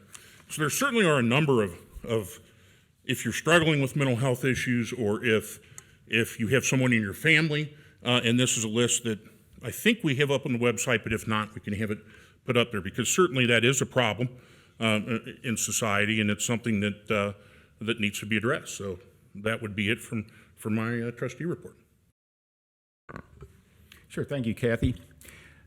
The National Night Out last week, I would like to thank everyone who showed up. There was quite a meteorological event, but I still counted almost 500 people there. I was there for a good hour and had an opportunity to. Yeah. Well, you never know what it's going to be, Matt, but it was nice to see so many folks stop out, and to our folks in our police department, you do have plenty of public support. The removal of signs that are not active or worn out or broken or cracked. One of the things that is so important here, and we talk about what's going on just south in Cincinnati, Mr. Waller brought that up before, and one of the things our police department does that not a lot of people know about, because it's not a car, you know, racing down the road, it's It's the backroom work. It's the broken window theory. If we can keep all these things cleaned up, if we can avoid having graffiti everywhere like there is in Cincinnati, if we can avoid junk cars in driveways, and if we can avoid tall grass and all these other problems, it tends to encourage folks that are irresponsible to move along and, go outside of Colerain and continue your life somewhere else. I think that all these things, not just the sign removal of obsolete signs, I think it's all critical on keeping Colerain a great place to live. And we don't have a lot of the problems that they have just south of us in Cincinnati. And I can assure you that the three of us and the administrative staff and the PD and the fire and especially zoning and code enforcement is doing everything we can to keep this a great community to live in. And all those little things are very important. And they might not seem like it. We might have a few, we've got properties for abatement coming up on the agenda. We are doing our best to stay ahead of the problems that plague so many other communities. And I think it's made a huge difference. And that said, I did have a question for future consideration. We still have some dog issues. And a person that I've been talking to, because I do answer my phone all the time at 404-3057, but this particular person mentioned that the neighbor has 10 dogs, and then they told me that there is a ordinance in Hamilton County somewhere where you cannot have more than 5 on a piece of property. I'm bringing this to you without previously asking you about it, so maybe we can talk about that at the next meeting if there was a way to adopt that into our, and I don't know, Brody would have to look into it, adopt that into our nuisances. Well, and you have access. And so dog-related citations, I believe, were added into our nuisance resolution. When we're speaking about things like number of animals on a property, some of that is regulated through zoning. Naturally, if you're on a farm or a CAUV designated property. It might be an acreage thing, and too. So there are questions around that, yes. So like the number of chickens or how many horses you can have per acre. Those are things regulated by zoning. I don't believe we regulate, and don't quote me on this because I haven't looked it up, but I don't know that we regulate number of dogs or cats or other domesticated pets. And we very well could, though. Right, and there might be something in the Hamilton County Code somewhere. I was on the phone with this person 2 hours before the meeting, and I mentioned to her that I would bring it up. I know that our code enforcement has been over to look at that property, and there are some other issues, and I encouraged her to call the Hamilton County Board of Health, and I believe she did, and that's where it sits, but maybe sometime in the next week or two you can research and see if that is actually in code somewhere with the county or with the dog warden, that there's a limit to how many dogs or animals per acre that you can have. And I love dogs and cats and all that, but I'm in this particular case on one of our local streets not too far from here, it has apparently become a problem in the neighborhood. So, and if they're not registered, they should be, and so that, feel free to report potentially unregistered dogs to the dog warden as well. And I did have one other comment. As folks know, we do have a police levy coming up, and yes, my taxes, just like everyone else's, have gone up quite a bit. I did happen to pull up my 2009 property tax report, which would be 16 years ago, my property tax bill, and my current one that I just paid in June. Back in 2009, and I'm still in the same house, and I've not added on to it or anything. I've just done regular maintenance and those type of things. Back in 2009, my half year was $341, and the bill I just paid 16 years later is $546. So that's about a 40% increase over the last 16 years, which seems like a lot, but that's pretty consistent with what inflation has been over the last 16 years. The school district, on the other hand, has gone from $829 to $1,418, which is a 70% increase. Interestingly enough, developmental disabilities was $103 in 2009, and it's $107 16 years later. But I think theirs is based on a net amount of funds collected. The one that has gone up the most percentage-wise, my 2009 tax bill was $22 for the Hamilton County Park District, and the bill I just paid is $67.58 for the half year. So the Park District, Hamilton County Parks, has gone up over 300%. So I don't think we're out of line, having gone up 40% in the last 16 years. And anybody that pays their property tax bill. That's why I've always had mine sent to me. I never had it buried in a mortgage. And I like to see it and realize what it is and pay for these services. And a lot of folks do look at the property tax bill and they decide, well, I'm going to move along. And it's not just from Colerain, it's from all over Hamilton County. And they move out to Dearborn or Claremont or somewhere else. But when they need services, when they need the hospitals or the infrastructure, they always come back because this is where it is. And that stuff does cost money, and that's why we get property tax bills. I don't like paying it either, but it is what it is. I don't have anything else, Kathy. Yeah, I just have a remark here. I just am real disappointed in the other folks up on the dais here. I called for a recess. What do you have to do to get removed from this body? I second you. Okay. Well, why was she not? You're the presiding chair. It's your response. We were Looking doesn't do it. You need to communicate it. Okay, figuring it, Ed, he was looking at me, and I thought she was done. I thought we could do this peacefully. I do want to apologize for the citizen that did do this. This is a business meeting. We should be conducting ourselves as business people. Well, and the other two people up here with me need to show some backbone and stand up to this mental abuse. We did call for your vote, and you went back there. I'm sorry, Matt. So I didn't know if we didn't have all three votes. Jeff did call your name for your vote, and you were back in the room. I'm sorry. Right. Yeah, well, she should have been removed. Okay, well, we're going to have to set a policy for that. That is the policy. We were waiting for the final vote, I do believe. That's what I was looking at Jeff to see for your vote, because you voted yes, I voted yes. So we will hopefully we will not have this again. I do sincerely. We've had it before. Yes, she went out, she went away. So I know she gets emotional, and I do want to explain to the public that you don't see. She said that we didn't ask the other residents. Well, the other residents weren't even in the room for us to call back up. So there is that also, that what she did accuse us of, we just couldn't even call them up. As soon as they were done speaking, they went out, and they've been speaking outside. So I can't go through those doors and call them up and ask those questions either. So I hope that, I think the public does see that that was not our creative intent or our intention to have something like this happen. And by the way, the questions to Wawa weren't softballs. Yeah. And I think that they just left now, but for 15 minutes, the neighbor and Wawa are in the atrium speaking. They're still speaking. And so when someone involves themselves in something to stir up all kinds of controversy, and we're handling it, it's just very disappointing to sit up here, and I really have to examine whether I want to even go forward. Well, we have been accused by this person of, if you heard of bribery, corruption. There's been no money. We are excited that a corporation like Wawa would invest their money into Colerain, and we are not happy with what the situation is, but our hands are tied, and that's why we wanted to explain to you that we can't do anything. This is on Hamilton County. It's not Colerain Township.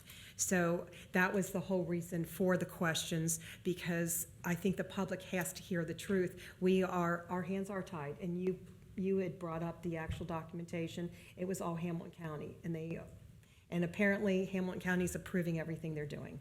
So once again, but on a different note, I wanted to give credit where credit is due. I was a part of Larry Henderson's memorial outing this weekend, which Ryan Braun, he is a Hamilton County police officer, put together. There was over 500 people there, and the amount of donations and support was so overwhelming. I just want to compliment all the police forces from the city of Cincinnati, Hamilton County, the city of Fairfax. Everybody came. The baskets were phenomenal, the donations. They had a softball game, and they had band, and they had the fireworks, and it was so well participated. And I just can't tell you how heartfelt it was. Our Colerain firefighters had a team. I don't know how they fared, but our fire truck was there with our beautiful American flag hanging for the opening ceremonies. So it was just a well-rounded, beautiful occasion. Lots of compliment, and it was so well. It's just so great. They want to do it again. So thank you for all that participated, that from all over Hamilton County, and that's all I have to say. So we can move on to, Yes, Board, the first item of new business will be presented in the Fire Department by Assistant Chief Will Mueller, and I believe we've got Brad Miller in the audience to answer questions if we have any. Thank you, and good evening again. Welcome back. Yes, thank you. So the first motion is to adopt changes to the Department of Fire and EMS Standards of Response Coverage and Community Risk Assessment document. So the purpose of the Department of Fire and EMS Standard of Cover and Community Risk Assessment document is to assist us in assuring a safe and effective response force for fire suppression, emergency medical services, and special response situations. So in addition to that, creating this report, the department analyzed various factors, including the community profile, community risks, fire scene tasks, and the type of quantity of emergency calls. Organizing those with detailed response plans, defining baseline and benchmark emergency response performance objectives. So in addition to that, this document is actually required by the Commission of Fire Accreditation International, CFAI, and that's a process that our department is going through currently.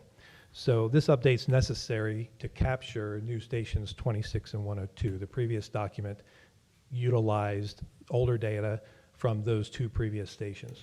So the addition of this document, or the update of this document, is to reflect new station 102 and 26. If you have any questions, I'd be more than happy to have Division Chief Brett Miller come up and answer them. To get it to the floor, I will motion that we would adopt the changes to the Department of Fire and EMS Standards of Response Coverage and Community Risk Assessment document. I'll second that. And thank you for your work on the project. And I'm sure it's evolving, and there'll be more as time goes by. Division Chief Miller has done an outstanding job. Thank you. thank you. Ms. Orich? Yes. Mr. Unger? Yes. Mr. Waller? Yes. Thank you, Board. The next several items of new business will be presented by Police Chief Ed Cordy. Welcome back, Chief. Thank you. The police department had a team and was in second place in the competitive league, for the record. Oh, okay. And we had one of the firefighters were with us. Okay, sorry. All right, so item B, resolution declaring nuisance and ordering abatement. This resolution allows for the removal of uncontrolled vegetation or refuge at the following properties: 6850 Acre Drive, 2655 Barthas Place, 3326 Bowerwoods Lane, 10003 Crusader Drive, 3087 Hyannis Drive, 2754 John Rose, 9717 Laura Linda, 9660 Marino, 9871 Marino, 8708 Moonlight, 3515 Niagara, 2623 Pippin, 11467 Pippin Road, 3542 Springdale Road, 11961 Walden, and 12039 Wincanton. Recommend adoption of the resolution. Motion to adopt. Go ahead. You go ahead, Matt. Motion to adopt the resolution declaring nuisance and ordering abatement at the addresses Chief has indicated. I'll second. And this is just one more thing that we do to keep this a nice community to live in and sort of encourage irresponsible people to move along.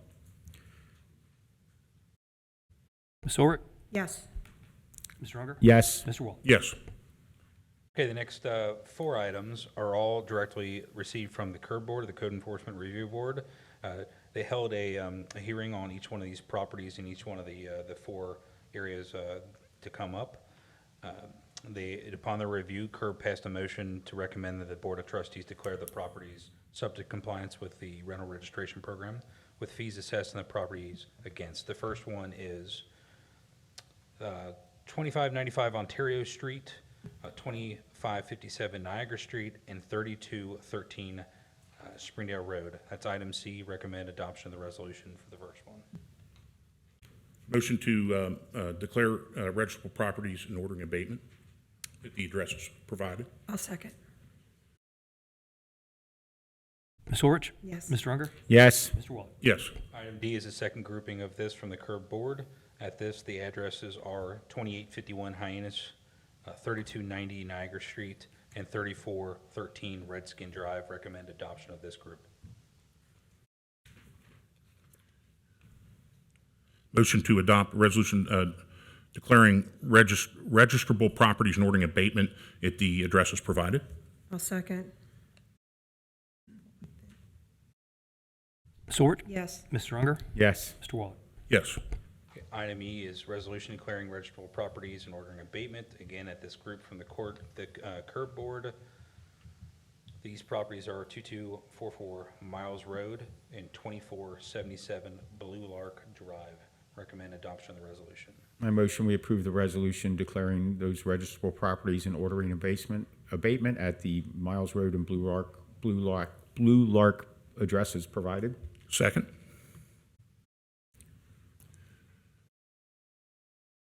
Ms. Orich? Yes. Mr. Unger? Yes. Mr. Waller? Yes. Item F is a resolution declaring registrable properties and ordering abatement. Again, the curb board sent this down to us for registration fees assessed. The address is at 10766 Invicta Circle, 8384 Royal Heights Drive, and recommend adoption of the resolution. I motion we approve the resolution declaring the registrable property and ordering abatement at the Royal Heights Drive address. Second. Ms. Orich? Yes. Mr. Unger? Yes. Mr. Waller? Yes. Item G is a resolution declaring a junk motor vehicle at 3063 Struble Road. At this address, there is a 1985 white unknown make and model box truck with no tag. Recommend adoption of the resolution. I motion we adopt the resolution declaring the vehicle at 3063 Struble Road as a junk motor vehicle. Second. Ms. Orich? Yes. Mr. Unger? Yes. Mr. Waller? Yes. And item H, resolution declaring a junk motor vehicle at 11269 Templeton Drive. At this address, there is a 2007 red Ford Mustang with Ohio plate JNV 6226. Recommend adoption of the resolution. I motion we approve the resolution declaring the vehicle located at 11269 Templeton Drive as a junk motor vehicle. Second. Oh, sorry. Ms. Orich? Yes. Mr. Unger? Yes. Mr. Waller? Yes. Thank you. All right, board. The next two items of new business were requests from Trustee Unger, so I will let him introduce those.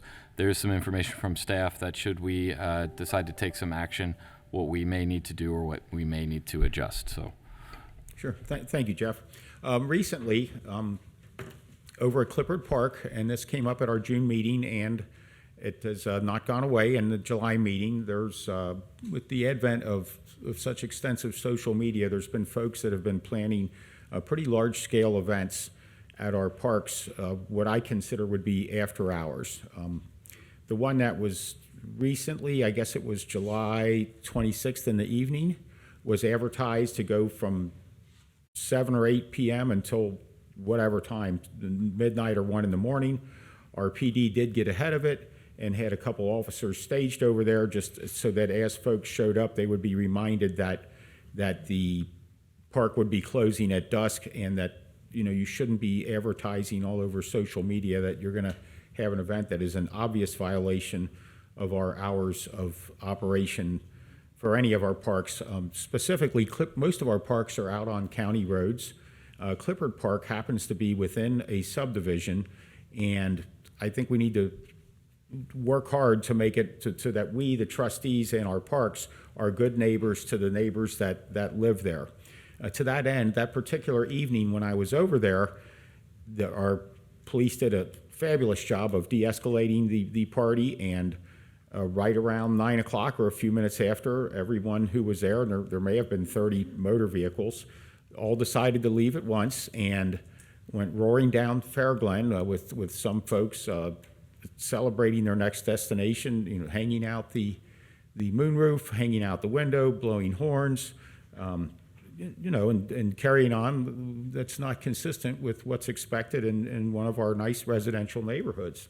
So I've talked to several of the residents there, because I do go talk to people, obviously, and I know back at the June meeting, we talked about, can we lock that gate? Can we close the park? When you go over there, there's a small sign that says this park is open from dawn to dusk. And to me, that's kind of undefined. So the first part of the discussion is park hours. And I would ask that for that particular park, that the other two trustees would consider having a set time. And I'm not exactly sure when that is, but I've looked around other places that are open all day long and wide open to the public, and perhaps, you know, between Memorial Day and Labor Day, the hours, it closed at 9, or maybe after Labor Day, it would close at 8 or something. My suggestion for consideration and comment from the other two trustees is that we would consider, it seems like it would solve a big part of the issue over there if between, say, Memorial Day and Labor Day, that park closed at 9 o'clock.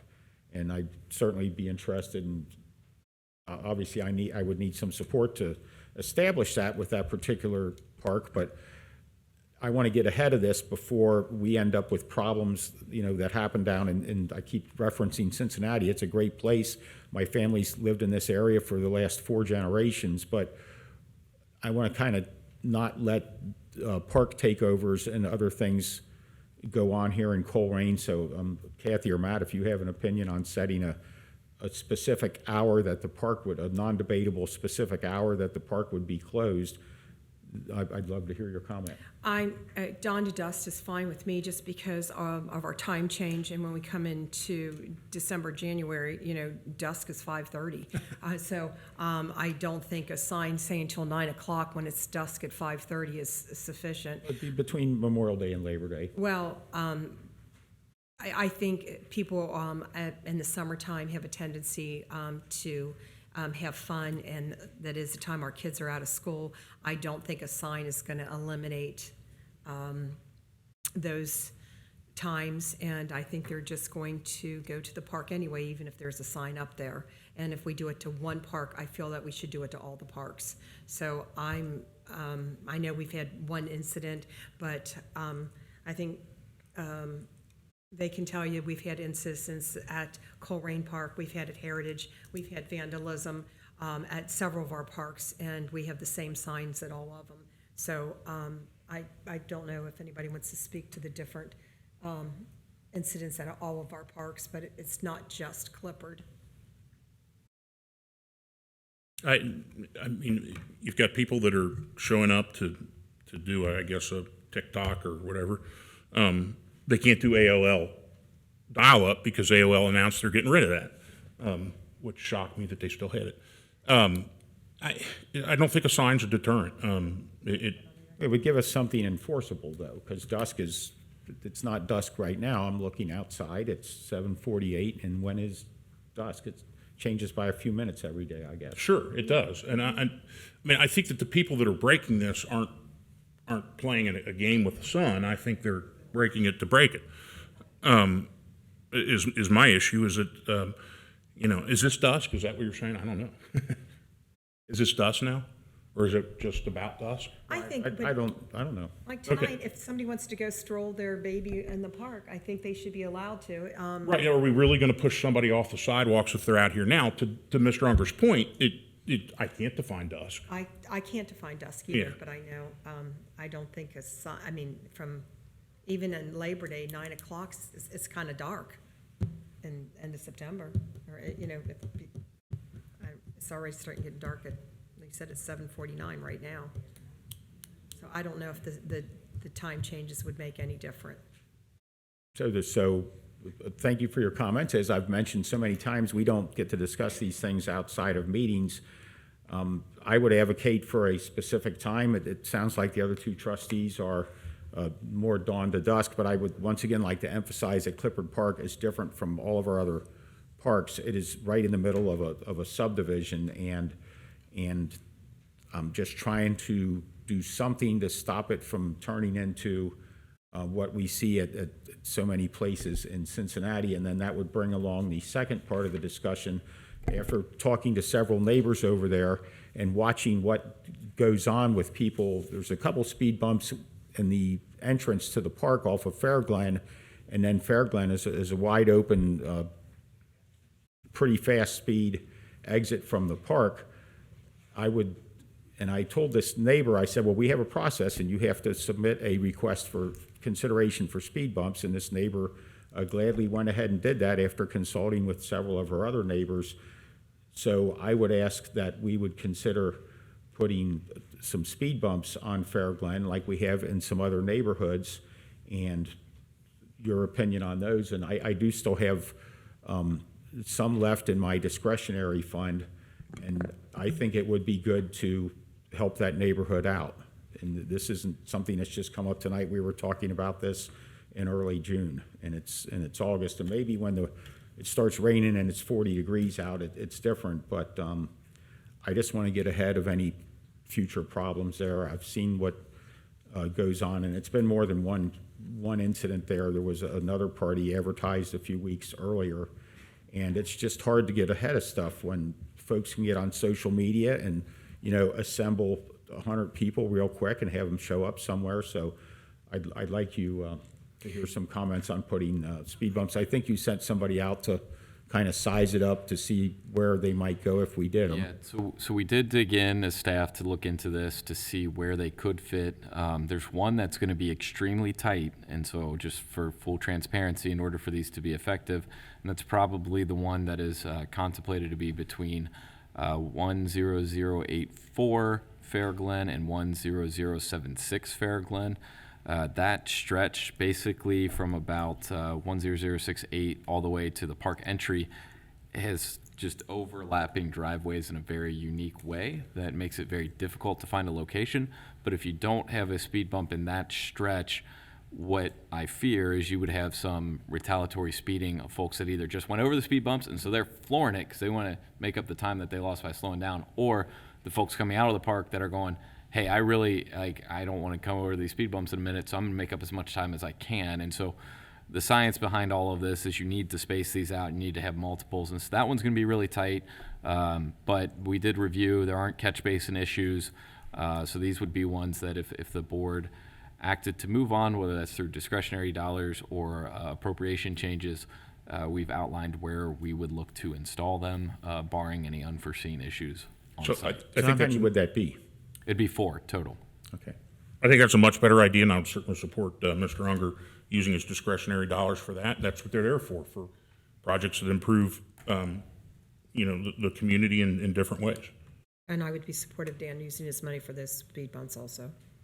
So I don't know if you want to. So I would say motion to utilize $20,000 of discretionary dollars. I think it'd be about 12 is what we talked about. We could say 12, but if it runs short, right. Okay. So maybe 15 is a better number then of discretionary dollars to install 4 speed bumps on Fair Glen. So I will motion to install 4 speed bumps on Fair Glen, utilizing part of that remainder in that fund. I'll second that. Ms. Orich? Yes. Mr. Unger? Yes, and Mr. thank Wall? you. Yes. Thank you, Mr. Unger. So we will get with staff to open a purchase order for that, and then we will get working on that project. I think in the agenda item I outlined that if we take action today, it's probably going to be sometime in the fall where these would be first seen and installed. So we ask for some patience as we get into that because it's mainly dependent on the manufacturer and how quickly we get the cushions in. Thank you, sir. Thank you. The final item of new business will be presented by Development Director David Miller. Welcome back. Thank you. Good news to report, Northgate Mall.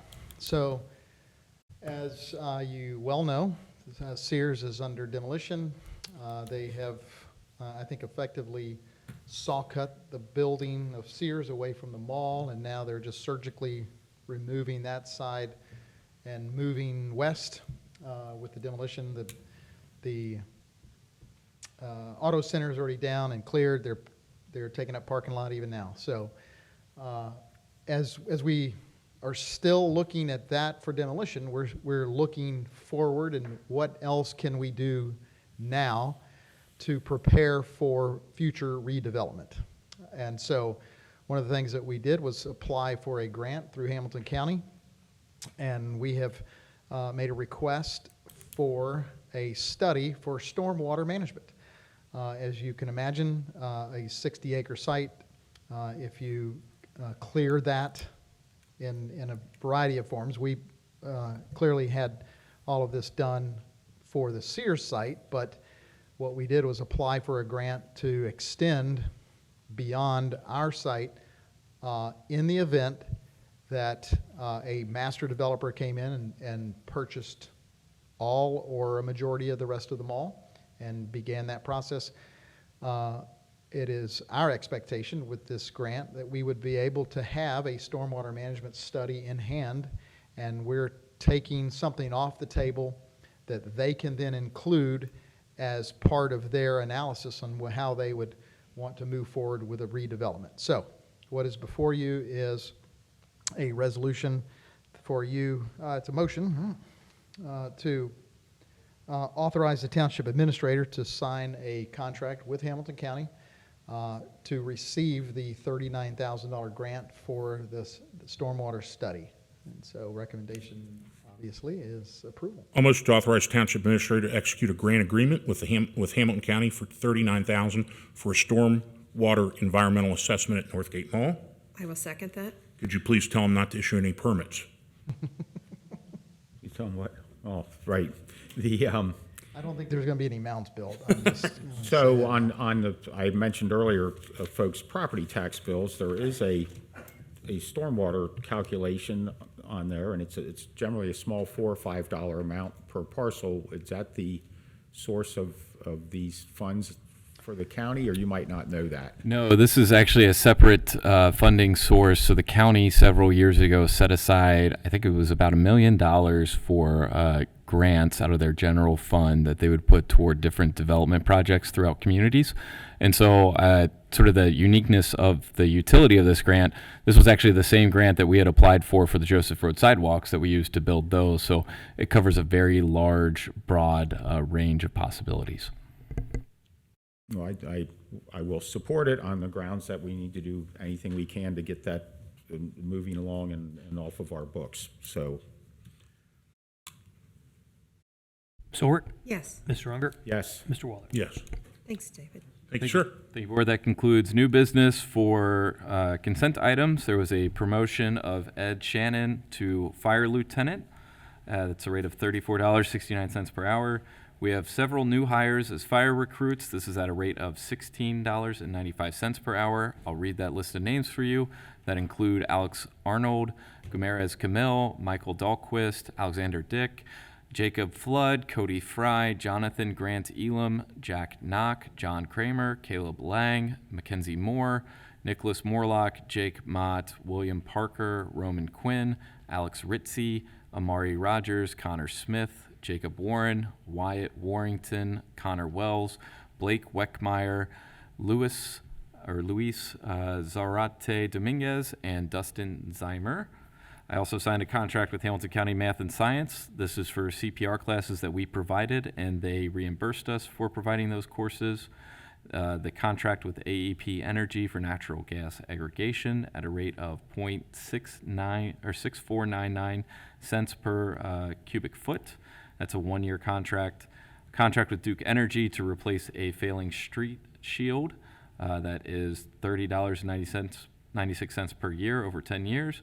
And then there is a letter from the Hamilton County Sheriff indicating free use of the gun range with a memorandum of understanding that's on the way that will memorialize that. And I would request adoption of all consent items. A motion that we approve the consent items as presented. I'll second.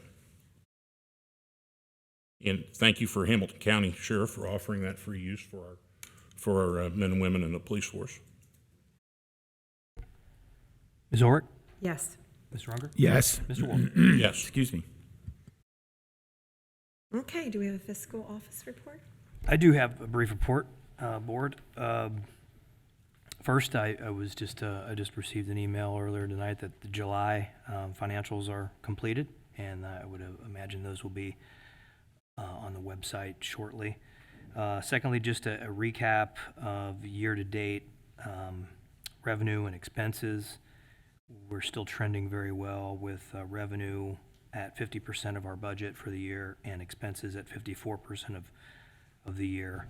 We cleared 166 receipts in July for $1.9 million, and we cleared payments, 846 payments for $5.1 million. So again, we're trending right where we need to be on the budget, and that's all I have. Thank you. Do we need an executive session? I would recommend going into executive session for the following topics in accordance with Ohio Revised Code 121.22G1 to discuss discipline of public employees, in accordance with 121.22G2 to consider the sale of township property, in accordance with 121.22G3 to discuss pending or imminent litigation, and in accordance with 121.22G4 to discuss collective bargaining sessions. And I would anticipate that there may be action at the end of the meeting. Motion to go in executive session for the lengthy list of exceptions to open meetings that Mr. Wetback listed. I'll second that. Ms. Ulrich? Yes. Mr. Unger? Yes. Mr. Waller? Yes. Okay, we'll be back. Okay, it's 10:17. Can we have roll call Ms. Ulrich? here? Mr. Unger? Here. Mr. Waller? Here. Is there anything to report from executive session? Yes, I believe. Yeah, I'd like to motion to withdraw a prior motion of this body to submit a bid to Great Parks. So this would be then withdrawing that motion to submit the bid. Okay, I will second that. No discussion from me. No discussion. Ms. Ulrich? Yes. Mr. Unger? Yes. Mr. Waller? Yes. Okay, so. Move to adjourn? Okay, I will second that. Sorry. Ms. Ulrich? Yeah. Mr. Unger? Yes. Mr. Waller? Yes. Okay, we are adjourned at 10:18. Thank you.